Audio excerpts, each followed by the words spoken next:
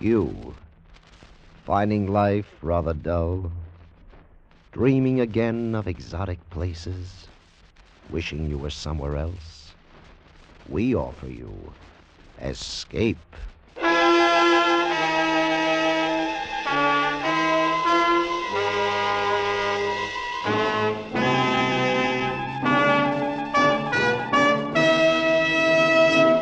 Escape with us now to the barren wastes of northern Mexico and the story of a fortune in cash to be had for the asking, as Anthony Ellis tells it in his exciting story, This Side of Nowhere.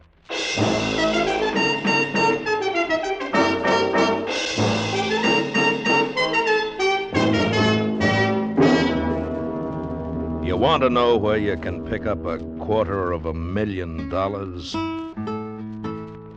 Well, I know a place. The money's in $100 bills.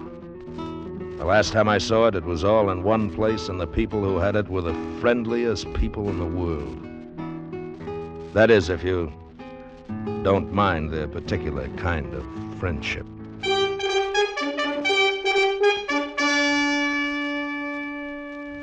There hadn't been much business in Missouri. Too much competition, and the yokels were spoiled taking rides in the new stuff flying around.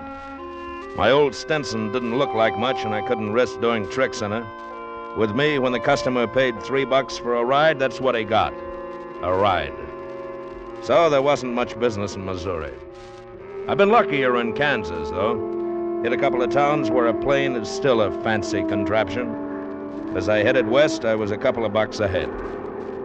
About 50 miles east of Wichita, I put down in a grass field outside Willing, and I figured a day or so here would get me enough to buy a new tire for the right wheel.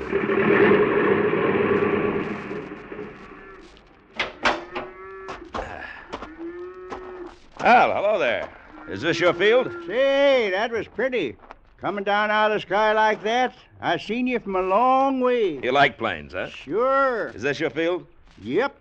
Down Spur's Bogan Stream. Well, look, I'd like to make a deal with you. That so? I'll be here for a couple of days. Let me keep the plane here, and I'll give you $5. 5? Well... And a free ride. Mister, you got a deal. My name's Bill Maydew. Shake.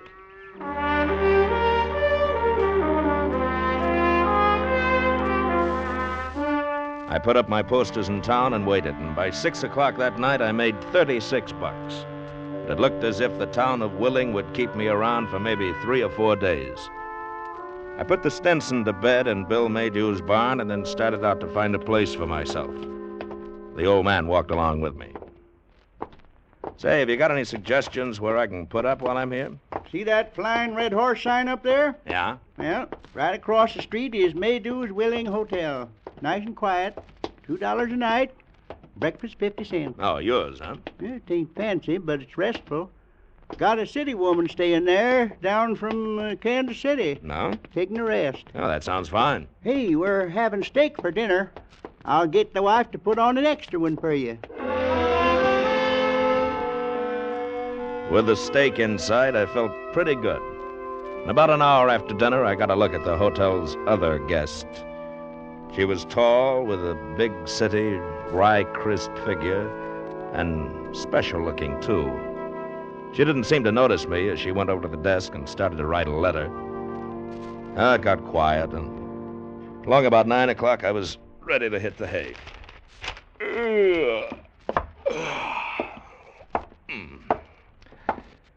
Excuse me.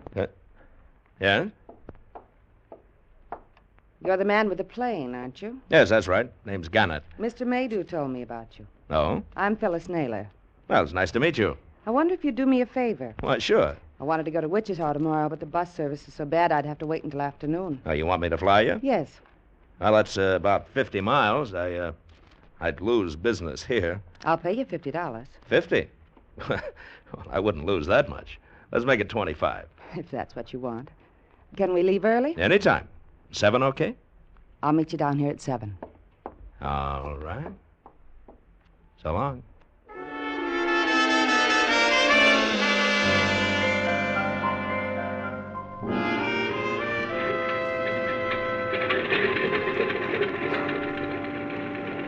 You all set, Miss Naylor?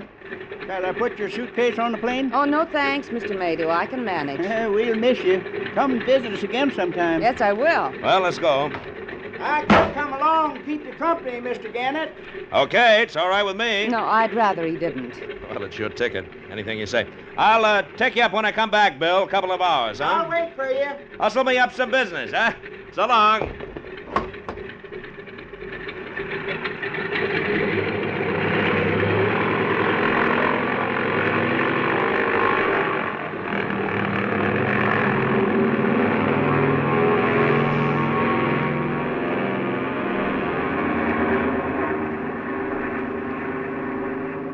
Have you done much flying? Quite a bit. Oh? Do any yourself? Yes. Oh, swell, swell. Would you like to move up here beside me and take over? Oh, no thanks. Oh. Mr. Gannett, Yeah? how much would you want to fly me to Mexico? Are you kidding? No. Don't you think it might be nice? Oh, sure, but not in this crate. Short hops for me. Try the airline in Wichita. I can pay. I'll bet you can, but not me. The old windmill wouldn't take it. $5,000? 5? I could buy a ticket, but I prefer you to take me. Oh? Why? Maybe because I like you? I'm glad. Look, are you in trouble? Of course not. Well, then why don't you use a scheduled line? That's not your business. I've got the cash. Will you do it? No, you better try somebody else. We're not going to land at Wichita. Now, that's what you think. I've got a gun, Mr. Gannett. Don't turn around. Here. Hey, look, now be a good girl, will you? We've only got enough gas to get to Wichita. You're lying. The gauge says full. Well, it's broken. I'll take a chance. We can't make it in one hop. I'll have to come down sometime. That's all right. You don't want to get me in trouble, do you? No. I told you I like you. Just as long as you take me where I want to go. Head south. Go on. Okay.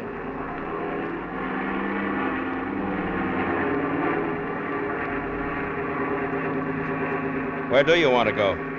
Torreon. Well, that's over 1,000 miles. We'll never make that. I think we can. Where do you think you'll have to stop to refuel? I guess we can make Dallas if we don't blow up. All right. Please remember, Mr. Gannett, I'm quite serious. I can easily shoot you and fly myself.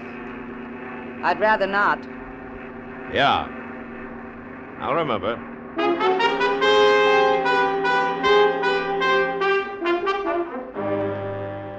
An hour later, we were flying over Tulsa, Oklahoma, and I turned around just once to look at her.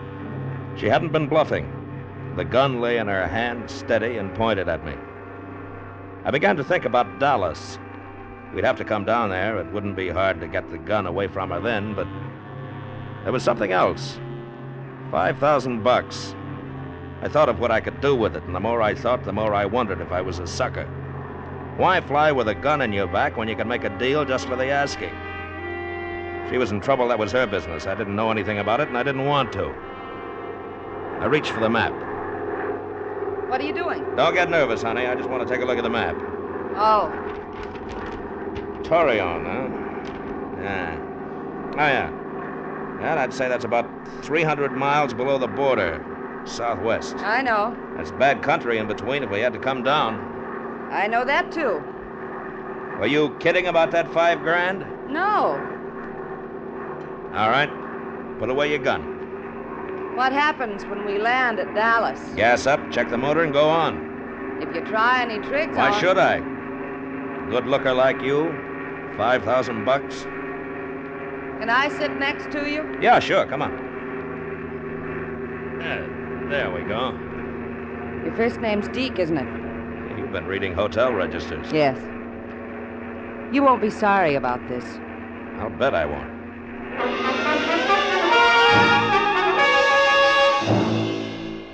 I was proud of the old windmill. I never thought she could make it, but by 5 o'clock that afternoon, we landed at a town a little north of Laredo. We talked about how we were going to get across the border. She still hadn't told me anything, but I knew that she wanted to get into Mexico with no questions asked. So we decided to steer clear of Laredo and border guards and hang around until it got dark and then take a chance. Took some extra gas aboard and went over the motor. Then there was nothing to do but wait for the night. We went to a cafe to eat.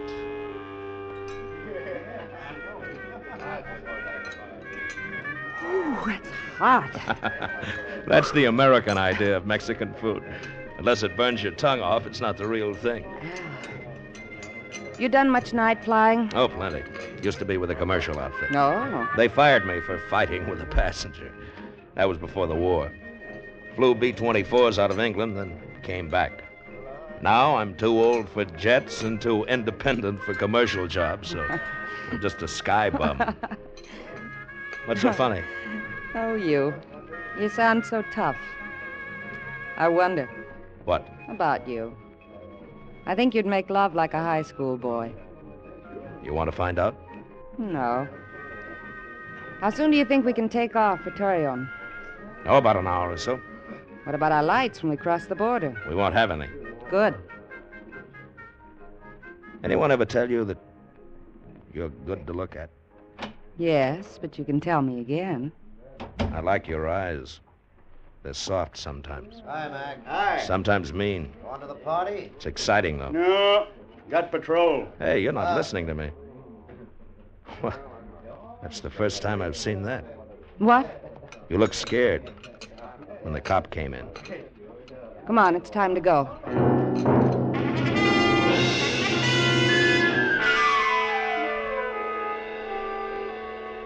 We took off soon after dark. I took her up to about 8,000 feet, and we crossed the border. Next stop, Torreon.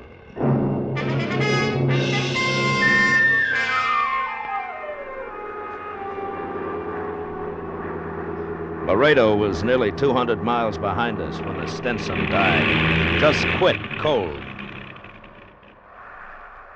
We went down nice and easy. I couldn't see anything below. All I knew was that we weren't going to make Torreon. Phyllis didn't scream. She just watched me. Then before we hit, grabbed a suitcase up and held it in her lap. I remember thinking then it was a funny thing to do. And that was all for a while.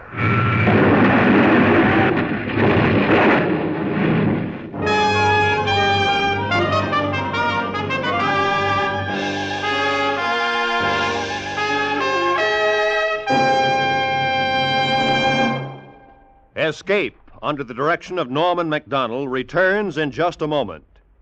You may hail from Harvard with a Ph.D., or you may come from PS00 with an E- average. It makes no difference. You're always welcome at our Miss Brooks class on CBS Sunday nights. For our Miss Brooks is played by Hollywood's Eve Arden, the star whom the nation's radio editors just voted Woman of the Year. Now, in her third successful season as the romantic schoolteacher of Madison High, Eve Arden will have you out ringing the bells for class every Sunday once you've heard her. Join her tonight. Class meets on most of these same CBS stations. And now, back to Escape.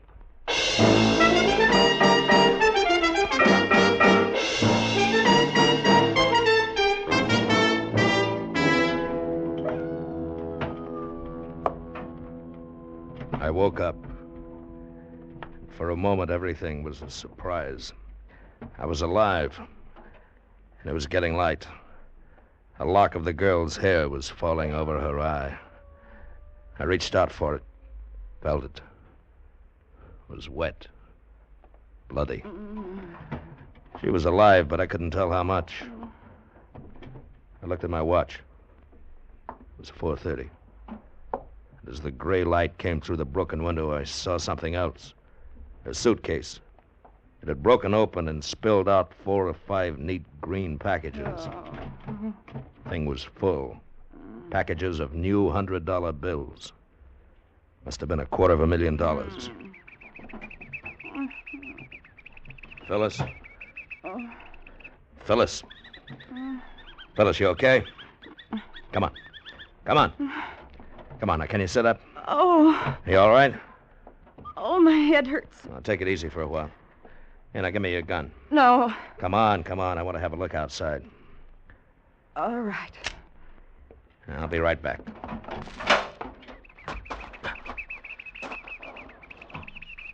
We'd come down in a kind of basin, and all around were ridges and low peaks. It was rough country, all right.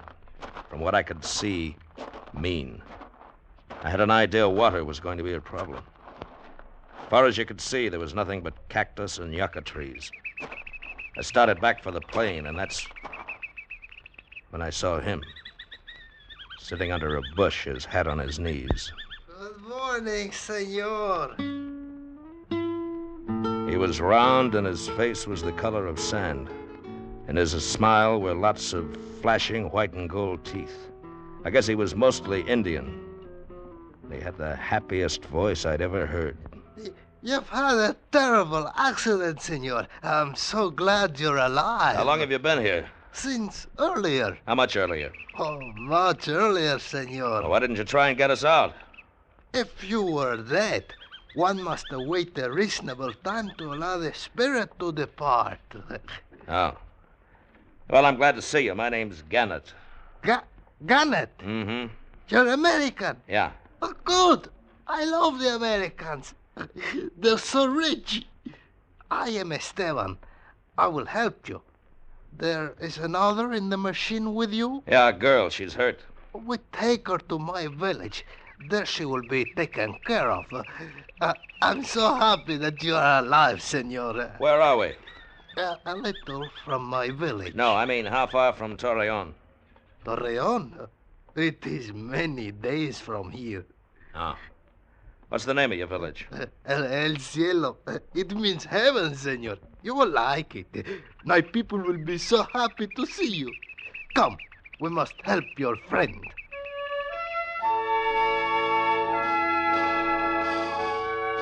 When we got back to the plane, Phyllis was on her feet, and I noticed that the suitcase was closed again. She had a cut on her head, but otherwise she was okay. She let me carry the case, and we followed Esteban for about a mile to a little canyon. And there we saw El Cielo. A dozen adobe huts sprawled over the canyon floor. Let me take your suitcase, senor.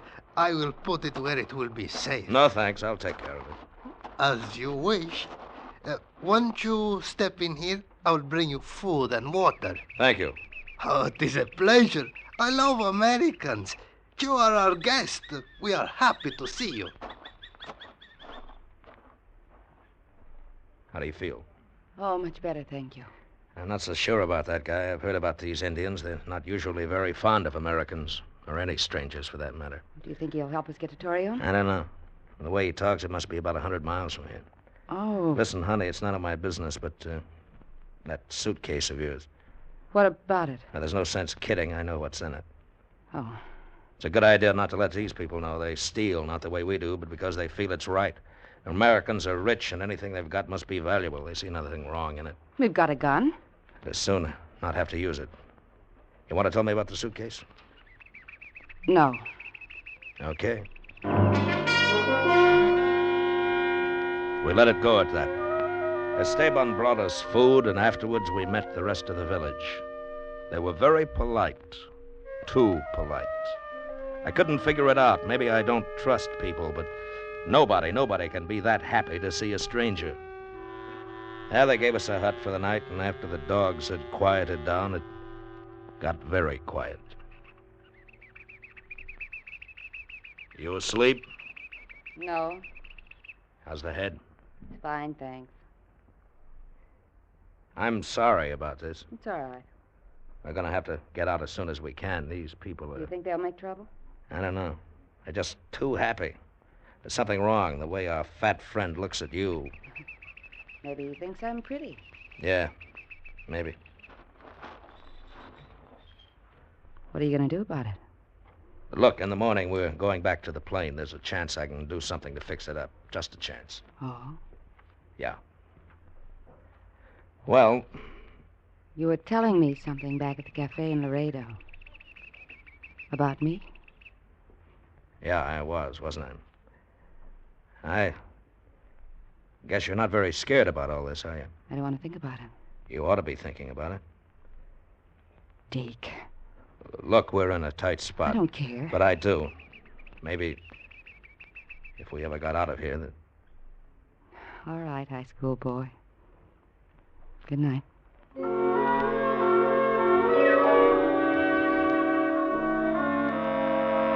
The next morning, Esteban went with me back to the plane. It was still there. That is, most of it.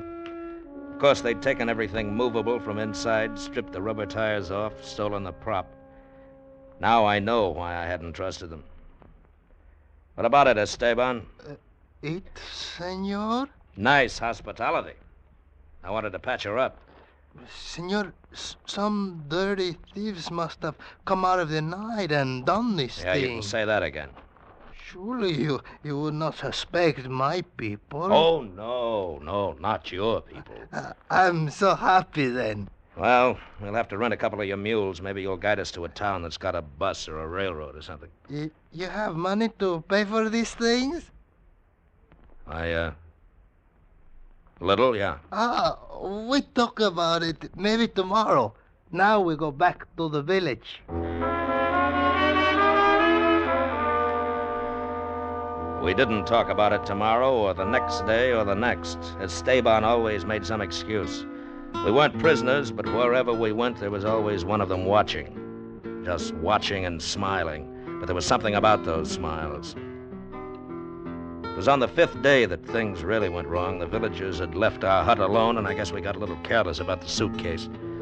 Phyllis and I had been up to a ridge 4 miles away to take a look at the country and our chances for hiking out. When we got back, it was almost dark. The suitcase. What? It's gone. Well, I'll be... They've stolen it.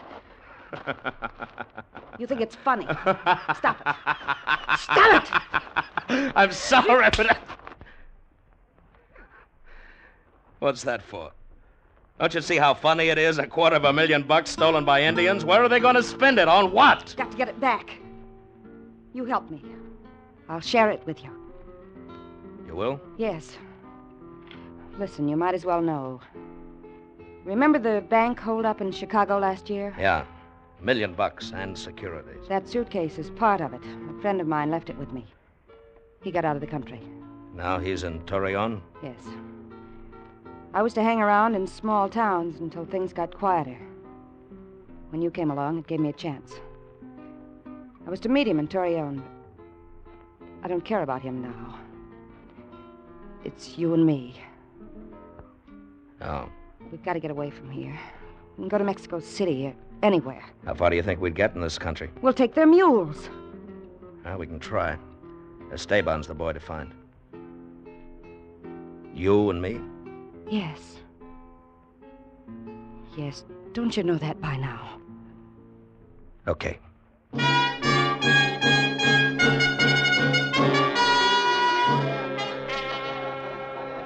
Senor, what can I say? No one has been in your house. It is unthinkable. Look, do you know what this is? It is a gun, senor. Yeah. Only the rich can afford such things. I'm telling you to round up that suitcase or else. Now tell your friends. I mean it. Now go ahead. El americano dice que tenemos que devolver la maleta. Si no, se va a enojar mucho y nos fusilará a todos, incluyendo a los niños. Well? They say they are very much afraid. Get me the suitcase. We brought you here when you might have died in the desert. Surely you would not harm us. That's a lot of double talk. You brought us here to steal us blind. Senor, you have made a terrible accusation. We're very unhappy. Perhaps you would care to search the village. You get that suit. Now, what's the use? And there wasn't any use. I couldn't shoot them down in cold blood. I knew I'd never find the suitcase. I also knew that we had to get out of there. We'd lost the money, but at least for the moment we still had our lives. I asked Esteban for mules. Senor, a terrible thing has happened. Last night the mules strayed away. We have none left. It is a great loss. So I could call him a liar. He was, too, but I couldn't find the mules. That decided it. I'm afraid of them. Yeah, I don't like the way Esteban's been looking at that ring of yours. We're going to have to make it out on foot. Well, anything's better than staying here. Oh, if I only had that map. Oh, well, I don't think they'll try to stop us.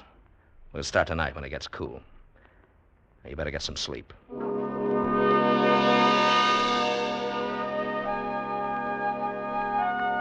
That evening, I heard the villagers moving around outside the hut.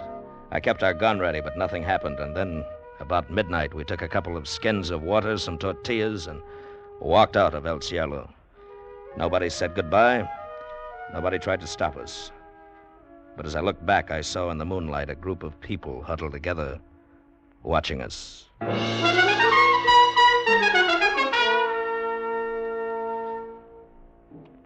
We walked for 3 days.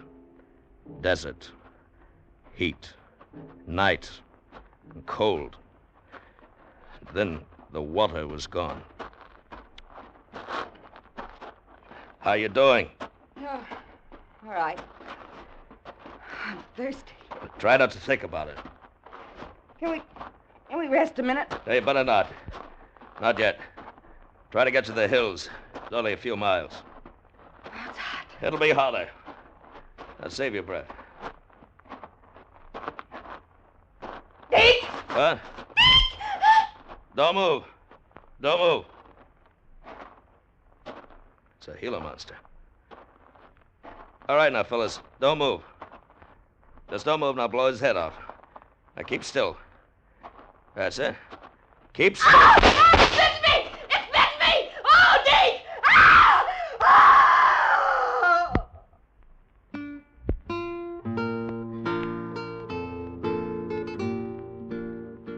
She lived on for about 2 hours, and then died raving, cursing me, the money, and herself. A week later, I was picked up. That was 6 months ago. The Mexican police tried to find my plane, but I couldn't tell them where it was. They'd never even heard of El Cielo. So, somewhere in Coahuila, Mexico, there's a village. Maybe if you go down there, you'll find a suitcase with $250,000. Or maybe you'll just find kids cutting paper dolls out of $100 bills. Just crash your plane this side of Torreon, and then look for a round, smiling Indian and his happy friends.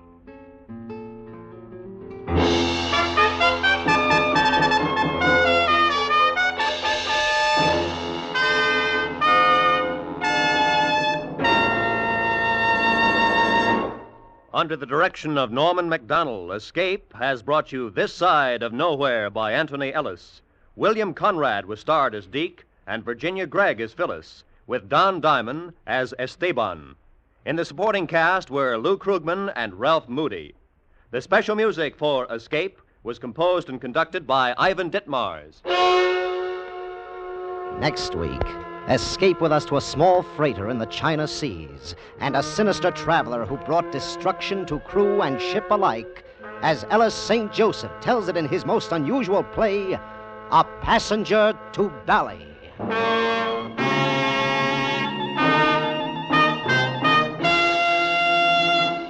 Later this afternoon, Georgia Gibbs and Nancy Reed will join Frank Sinatra on his hour-long CBS program. You'll also meet Arthur Godfrey with the latest edition of his Sunday Afternoon Digest, and J.C. Flippin with another entertaining session of Earn Your Vacation. Make Believe Town will bring you a Hollywood adventure entitled No Job for a Lady. So stay tuned now for Make Believe Town, which follows over most of these same CBS stations. This is Roy Rowan speaking. This is CBS, where you spend an hour with Frank Sinatra every Sunday afternoon on the Columbia Broadcasting System.